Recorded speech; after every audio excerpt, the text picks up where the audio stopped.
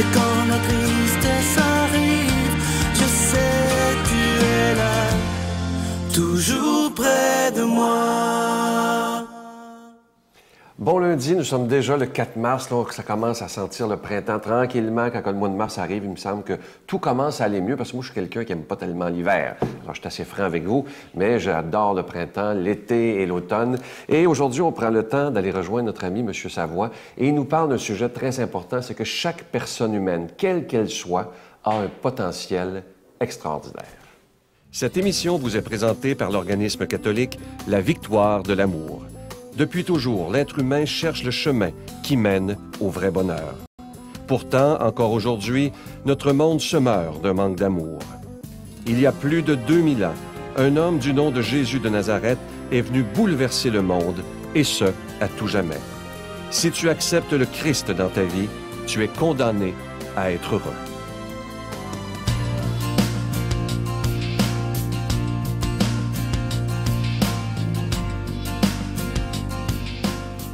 Bonjour, M. Savoie. Bonjour, M. Savoie. Vous allez bien? Excellent. Aujourd'hui, pour les prochaines semaines, parce que l'autre fois, j'ai découvert ça par hasard, j'ai vu votre credo, le credo du groupe Savoie, puis c'est tellement beau, vous allez voir. Alors, les prochaines semaines, on va développer ça. On va commencer tout de suite par le premier article. Ça dit « Chaque personne a un potentiel unique ». J'aimerais que vous développiez là-dessus. Bien oui, voyez-vous, pour nous, c'est très important parce que on travaille dans différents domaines. On a travaillé dans la construction, on a travaillé dans la sous-traitance, on est rendu dans les résidences soleil, où on a beaucoup de gens qui travaillent pour nous, au-delà de 1500 employés. Puis, je pense qu'une grosse partie de notre réussite, c'est de croire, puis de voir quand même que chacune des personnes a un potentiel. Parce que vous savez, on dit toujours dans la vie, il y a 25 des gens, tu peux lui confier à peu près n'importe quoi, puis ça va bien aller, ça va bien fonctionner. Il y a un autre 50 aussi des gens que tu vas leur écrire, tu vas leur tracer ce qu'ils vont faire, ils vont performer, c'est incroyable. Puis il y en a 25 tu peux faire ce que tu veux, c'est très rare qu'ils vont arriver à un résultat parce qu'ils n'ont pas la volonté. C'est pour ça que pour moi, là, que chacune des personnes qu'on rencontre, je parle avec vous de différentes choses, puis je vois que vous avez un potentiel énorme dans certaines choses, puis quand les gens ont le vouloir, ils peuvent développer à peu près n'importe quoi. C'est pour ça que chaque personne est unique, à mon sens. Et vous êtes capable de voir en quelqu'un le potentiel, même si les autres ne le voient pas? Bien, on ne fait pas de miracle, mais quand on parle à quelqu'un, c'est facile. Vous savez, si vous parlez à quelqu'un puis il regarde par terre, c'est pas évident de confier quand même des tâches où est-ce qu'il y a des grandes responsabilités. Mais quand tu parles à quelqu'un qui te regarde, puis tu vois que c'est quelqu'un qui est franc, puis tu peux lui poser des questions. Parce que pour moi, quand même, si j'engage quelqu'un qui doit être à une réception, naturellement, je vais lui parler parce qu'après que je regarde quand même son CV, ce qu'il a fait dans sa vie, puis certaines questions, quand même, qu'il a 10 ans, 12 ans. S'il s'en rappelle encore, pour moi, cette personne-là, je suis à peu près convaincu, quand elle va voir quelqu'un, à quelques reprises, après ça, elle va se souvenir de son nom. Elle peut faire ça. Puis, il y a plusieurs petits facteurs, quand même, qu'on se sert pour essayer de déterminer ça. Mais on ne fait pas de miracle. Merci, M. Savoie. Ça m'a fait plaisir. Bonne semaine. Notre Père qui es aux cieux, que ton nom soit sanctifié, que ton règne vienne, que ta volonté soit faite sur la terre comme au ciel. Donne-nous aujourd'hui notre pain de ce jour. Pardonne-nous nos offenses, comme nous pardonnons aussi à ceux qui nous ont offensés. Et ne nous soumets pas à la tentation, mais délivre-nous du mal, car c'est à toi qu'appartiennent le règne, la puissance et la gloire, pour les siècles des siècles. Amen. Comme vous savez, on est dans la période du carême, et ce mois-ci, on a décidé, c'est un grand risque pour la Victoire de l'amour, de ne pas donner de cadeau du mois. Alors, pas de chaîne, pas de bracelet, pas de livre. Le cadeau qu'on veut vous donner, c'est que ces émissions puissent continuer à être diffusées sur l'ensemble du réseau TVA, sur Internet, sur Facebook. Et moi, je sais que je vous fais confiance. Je vous connais, on se connaît depuis maintenant 18 ans, et je sais que vous accepterez de faire un don gratuitement sans rien attendre en retour, simplement parce que vous croyez qu'il est essentiel d'annoncer la parole de Dieu. Alors moi, je vous fais confiance. C'est un risque. Il y a des gens autour de moi qui sont plus comptables, qui m'ont dit que j'allais me casser la gueule, mais j'ai décidé de faire confiance totalement en Jésus de Nazareth et en vous qui l'aimez. Alors merci de tout cœur de votre générosité. Je vous rappelle que vous recevrez également un reçu pour fin d'impôt. La Victoire de l'amour, casier postal 120, succursale Boucherville à Boucherville. Le J4B 5E6, je vous la redonne. La Victoire de l'amour, casier postal 120, succursale Boucherville à Boucherville. Le J4B 5E6. Également par carte de crédit, par téléphone dans le 514-523-4433, 523-4433 ou sans frais le 1-888-811-9291, 1-888-811-9291, aussi sur notre site Internet, le www.lavictoiredelamour.org.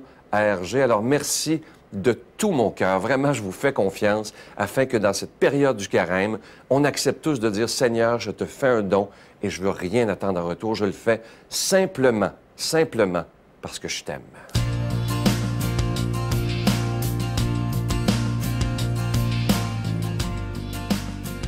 Aujourd'hui, pour commenter l'Évangile, on rejoint quelqu'un qui n'a pas peur de dire ce qu'il pense, et c'est ça que je trouve bien d'ailleurs, notre ami l'abbé Raymond Gravel.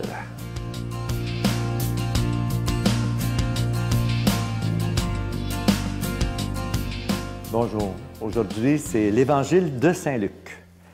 Dans la synagogue de Nazareth, Jésus déclarait « Amen, je vous le dis, aucun prophète n'est bien accueilli dans son pays. En toute vérité, je vous le déclare, au temps du prophète Élie, lorsque la sécheresse et la famine ont sévi pendant 3 ans et demi, il y avait beaucoup de veuves en Israël. Pourtant, Élie n'a été envoyé vers aucune d'entre elles, mais bien vers une veuve étrangère de la ville de Sarepta dans le pays de Sidon. Au temps du prophète Élisée, il y avait beaucoup de lépreux en Israël. Pourtant, aucun d'eux n'a été purifié, mais bien Naaman le Syrien. À ces mots, dans la synagogue, tous devinrent furieux. Ils se levèrent, poussèrent Jésus hors de la ville et le menèrent jusqu'à un escarpement de la colline où la ville est construite pour le précipiter en bas. Mais lui, passant au milieu d'eux, allait son chemin. Un très bel évangile aujourd'hui. Vous savez, on est, Saint Luc nous dit la synagogue de Nazareth, c'est sûrement Capharnaüm, parce qu'à Nazareth, il n'y avait pas de synagogue. Mais Luc, ce n'est pas un maître en géographie, là, il ne connaissait pas vraiment les lieux. Mais en même temps, c'est dans cette synagogue-là où Jésus rappelle toute sa mission. Rappelez-vous, au tout début de cet évangile-là, juste avant le texte qu'on a aujourd'hui, Jésus, dans la synagogue, il prend le livre d'Isaïe et il dit ceci. « L'Esprit du Seigneur est sur moi parce que le Seigneur m'a consacré par l'onction.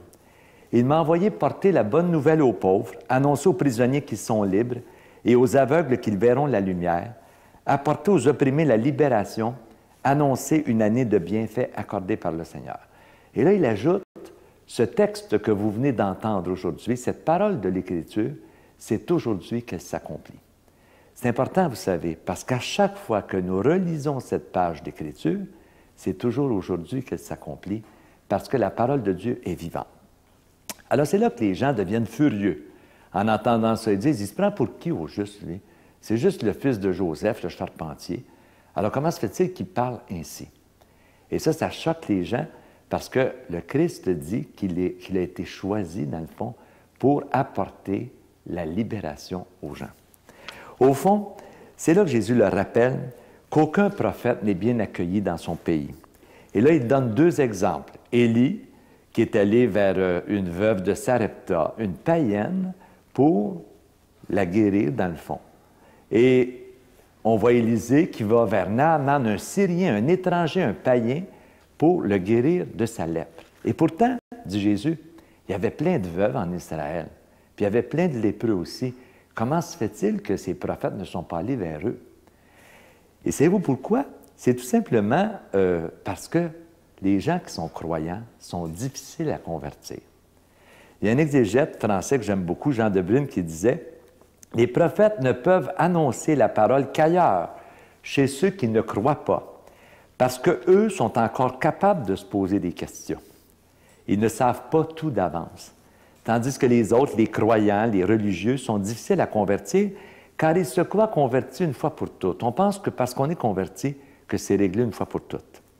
Et ce qui m'amène à dire, est-ce que c'est si différent aujourd'hui? Et je pense que la réponse, c'est non. Car encore aujourd'hui, lorsqu'un prophète se lève dans notre Église, ce sont souvent les plus fervents pratiquants qui l'écrasent et qui cherchent à le discréditer. On entend parfois des gens qui disent ben, « c'est pas un prophète, il veut changer toute la religion. On ne se reconnaît plus. Il veut démolir l'Église. » Et pourtant, c'est un prophète. C'est un vrai prophète. Et pourquoi? Parce que sa parole libère les gens. Alors, c'est comment on fait pour distinguer le vrai du faux? Mais je pense que c'est lorsqu'on voit une libération qui se produit chez quelqu'un. Ça ne peut pas être un mauvais prophète. Alors, ceux et celles qui tiennent des discours un peu alarmistes par rapport aux nouveaux prophètes d'aujourd'hui, mais ça veut dire qu'ils sont fermés à tout changement, à toute conversion. Et ils refusent les prophètes parce qu'ils se croient convertis une fois pour toutes. Et ça, jamais on est converti une fois pour toutes. Vous savez, dans la vie, on a toujours besoin de conversion. Et souvent, ceux qui se disent fidèles à l'Église, ce sont eux les premiers qui vont s'opposer aux prêtres, aux évêques et même au pape s'ils apportent un peu de nouveauté. Parce que les gens n'aiment pas la nouveauté, ils sont trop confortablement assis sur leur vérité immuable, inchangeable, et ne veulent surtout pas s'adapter au monde d'aujourd'hui. Et pourtant, on continue de dire que la parole de Dieu est vivante. Donc, si elle est vivante, elle ne peut pas seulement répéter le passé. Elle doit se dire aujourd'hui à travers les femmes et les hommes de notre temps. Sinon, c'est une parole figée dans le temps et qui ne veut plus rien dire. Vous savez, la foi évolue sans cesse. Et la religion qui la véhicule doit aussi évoluer, sinon la religion risque de faire mourir la foi. Et c'est peut-être ce qu'on vit dans notre Église actuellement. On a l'impression parfois qu'on gère une Église qui est en phase terminale. Et pourtant, la foi, elle est toujours vivante. Et il y aura toujours des petites pousses quelque part qui vont pousser et qui vont nous rappeler que l'Église est encore vivante aujourd'hui. Alors, je vous bénis au nom du Père et du Fils et du Saint-Esprit. Amen. Je vous salue Marie, pleine de grâce. Le Seigneur est avec vous. Vous êtes bénie entre toutes les femmes, et Jésus, le fruit de vos entrailles, est béni. Sainte Marie, Mère de Dieu, priez pour nous pauvres pécheurs, maintenant et à l'heure de notre mort. Amen.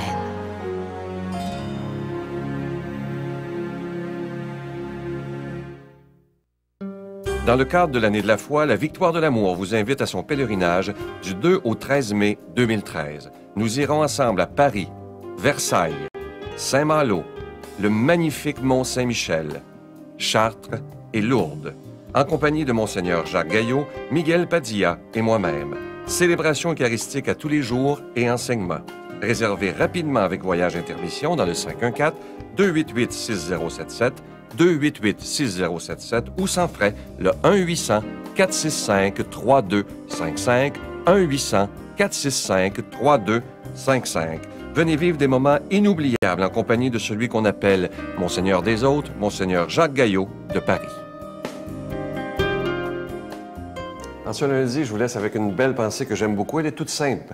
Vous êtes un être humain unique et extraordinaire et il y a une raison à votre existence. Alors aujourd'hui, prenons le temps de réaliser que chaque être humain, les 7 milliards que nous sommes sur la planète, on a tous été voulus de Dieu parce que Dieu, c'est notre Père. Alors il n'y a personne, entre guillemets, qui est de la scrap. Nous sommes tous des enfants de Dieu et voulus par lui. Alors aujourd'hui, prenons le temps de réaliser le potentiel intérieur que nous avons et remercions le Seigneur justement de nous avoir prêté ce don qui est si précieux, qui est la vie. Je vous souhaite une belle journée. À demain. Bye. Prendre un enfant par la main et lui chanter des refrains pour qu'il s'endorme à la tombée du jour. Prendre un enfant par l'amour.